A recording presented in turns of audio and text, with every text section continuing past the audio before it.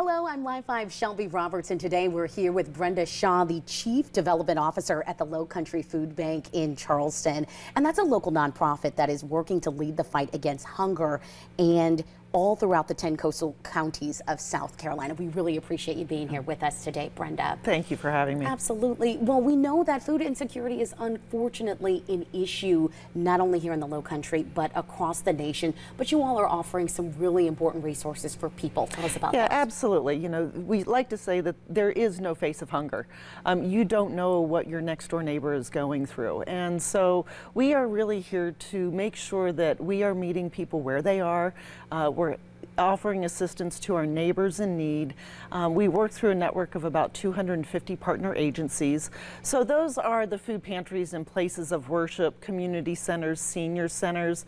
You know, they're the boots on the ground that are getting the almost 40 million pounds of food out into our communities to those who need it most. Wow, that's incredible community partnerships, and that's a lot of assistance. I mean, do you have any insight into how many people or how many communities are really benefiting from the resources you're offering? You know, in coastal South Carolina, there are close to 200,000 people who are considered food insecure. It's about 1 in 5 children in our community. And South Carolina is number 5 in the nation in senior hunger. So it's not something that, you know, we should be proud of that. So it truly is an issue throughout the 10 coastal counties. Yeah, something that obviously we have to work to get those numbers down, but you all are doing fantastic and able to do that.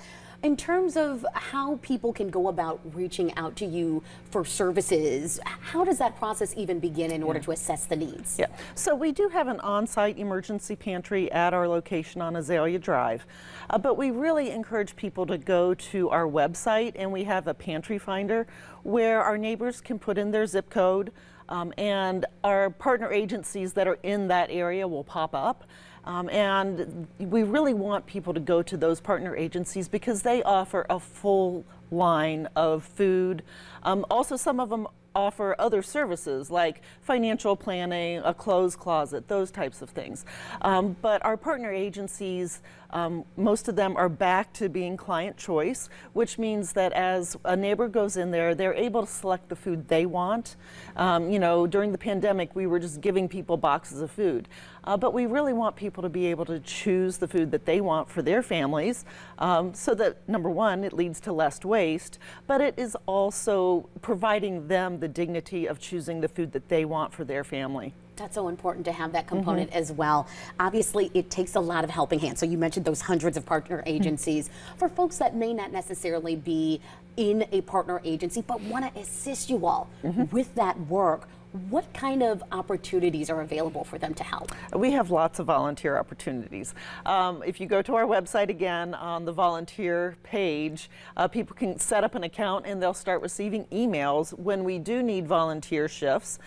We have volunteer shifts weekdays in the morning and in the afternoons, and then the first and third Saturday of every month. But we also need volunteers out in the community at distributions to help set up tables, because these are large distributions, kind of like a farmer's market. And so people can come through and choose the foods they want again, but we need help making sure those tables are stocked and replenishing the boxes of food as they're depleted. When you think of success with the work you're doing, what does that look like for Lowcountry Food Bank? You know, I think true success would be putting ourselves out of business. You know, I mean, in all honesty, that would be the ultimate goal, that there would be no more food insecurity in the 10 coastal counties. You know, I think our goal as we head into our next strategic planning process is to really look at how we can move the needle. You know, the pandemic hit us hard.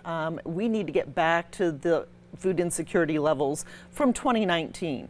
Our goal, I think, is going to be around a 25% reduction in food insecurity. So that's taking, you know, for us from 200,000 people, you know, down to 150,000. So, I mean, that's a big goal, but it's something that we think that we can do.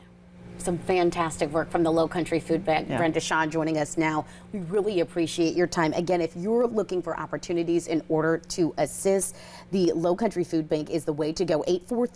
843-747-8146.